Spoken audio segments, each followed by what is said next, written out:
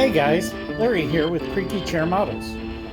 Today's video is about a module for the First Coast Model Railroad Society's ON30 modular layout. Jeff Barker, a friend and member of the First Coast Model Railroad Society, and he's the guy that comes up with all these elaborate track plans, built two of these modules. And he has asked me to put an Arduino controlled servo to run them. Well, it started out that we were just going to use these little toggle switches down here, and I'll zoom in on that a little bit later, to run an Arduino and turn on some dwarf signals. There's one on the far end over there, and if I scroll over here, there's two of them, one here and one there. I'll move the tripod in a little bit and you can get a view of the turnout as it goes. Well, this thing's kind of taken a life of its own. The original one was done with an Arduino Pro Mini, which worked great, and it has a relay that handles the power routing for the frog. And we initially wanted these little switches, there's one on each side, to toggle it. And what I've done is I came up with a way that we have sensors inside. So we'll cover it in a little more detail here in a minute. I'm gonna pause here and show you the dwarfs at the end. Okay, so currently the turnout is in the straight through position. And you can see the dwarf here is indicating it's green and red on that one. The other end mirrors this straight through. So if you're coming through straight through, it's green. If you're going to take the diverge, it turns red. So what we did is, initially, as I said, we were going to use the little switch. And I'm going to move the camera now so that you can get a better view of the other end. Okay, so you'll see my hand come in here. But what we have is, if it's going to go to the diverge route, you just simply flip the switch down.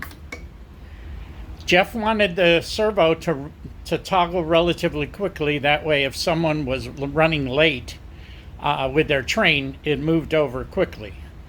And if you flip the switch up, it goes back to the straight through. You can see on the Arduino, this is an Arduino Nano with the prototyping board that I have a previous video on. When you go to the straight, you'll see there's an extra red light that comes on top of the Arduino Nano. That is an indication that the relay's toggled. What I used is the built-in LED. I used that output to toggle the relay. So this thing worked great with the Pro Mini. We didn't have a lot of troubles. We did find some things out about red and green LEDs. So I ended up doing individual outputs for all three LEDs. It just made it simpler. A 220 ohm resistor on one lead, and the LEDs are plenty bright and they work great. The one thing we did find was that when we put this in a reversing loop, every time the AR1 from Digitrex that we used toggled, the Arduino would toggle. So if the turnout was in that position, when it powered up, it would go back straight, which caused a problem. The Arduino Pro Mini and the regulator, which is now underneath, and the relay board and everything else just took up too much space for this little demo. But if I'm going to zoom in here a little bit, and hopefully you guys can see it. Yeah, there it is. Right here is a little round 4 Farad capacitor at 5 volts. I simply used a servo cable and routed the positive and negative to that. And what happens is, if we switch polarity now with the thing, it doesn't matter. This thing actually stays on for almost a minute and a half after the power's removed. And it will toggle 3 times. Which I just did not see coming. I thought with that 4 Farad cap I might get 1, but I actually got 4 of them. So again, it took a life of its own, and I'm going to zoom out a little bit here, guys, so bear with me a little. And Jeff and I were talking, and we said, geez, you know, one of the problems you have is if a guy is coming in, he may not know what position it's in at a quick glance, and we could have somebody running a switch, and that causes all kinds of problems. Okay, so we added a couple of optical sensors. The boards are next to the Arduino, and if you're on the diverge track, on the straight track, and the switch is in the diverge position like it is now, right up here next to my finger, you'll see, if you look closely, a little sensor. It's just a little Radio Shack sensor. I bought a whole bunch of them on eBay before Radio Shack went out of business, but it drives that board over there. So when it's aligned for the diverge, if you're coming up and you can't get to the switch and you cover that, the switch goes to the straight through. The same thing happens up here. If you're on the diverge and the switch is aligned straight through, it automatically switches over. So those are the things we did to it and we added to it. I've rewritten the code a couple of times. And one of the things we also did is we built in a kid proofing. So I'm going to zoom out a little bit and come down. And if you see, when I throw the switch, okay, it's currently in diverge. When I throw it to main, if I throw it quickly back down, it doesn't do anything. There's a 2-second delay in there.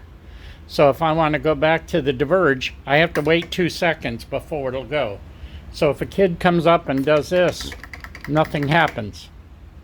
So that's last of the little features. I'll have the code available. Anybody that wants it, I'll be happy to share it with you. Total cost of this whole thing is under $9. The only thing that's underneath here is a track power connection to the regulator that I've done a previous video on. If you're curious, because I'm using track power, how much power it draws, I've got a little power supply I've hooked it up to. I'm running it on 13.3 volts DC. I checked it on DCC, pretty close to the same, and you'll see it's 80 milliamps. That's only slightly more than a grain of wheat bulb. And I'll show you that it does actually spike up when we toggle it up to about 120 milliamps. I'll do it one more time. So it toggles up to about 120 milliamps to throw the servo, which is nothing. That's a tenth of what an old brass engine draws, and you know, less than what a current engine draws. They're typically 180 to 200 milliamps. No drain on your DCC system at all. And then where this is located, there'll only be one, maybe a two of maximum of the ON30 engines. Again, thanks to Jeff Barker for letting me do this project. I've done 2 of them. Both of them are done, and I don't think there'll be anything else we're going to add to it. However, the way this thing's designed with that prototype board, I can simply plug a cable in and choose another output. I've still got 8 outputs on this Arduino Nano that are available. I did a bench test. It's not going to go on this one, but I actually have a recording of a prototype switch machine sound, and I have made this toggle the servo slowly and play the sound in sequence with it. Problem is, sound engines make a bit much noise in most cases, and we're going to be doing this in a big open farm building at the fairgrounds, so you probably wouldn't hear it, and we chose not to add it on here, but that adds another $2 in components. Hey guys, thanks for bearing with me again. Hope you enjoyed the video. If you have any questions, feel free to give me a call. My number's on my website, creakychairmodels.com. Thanks.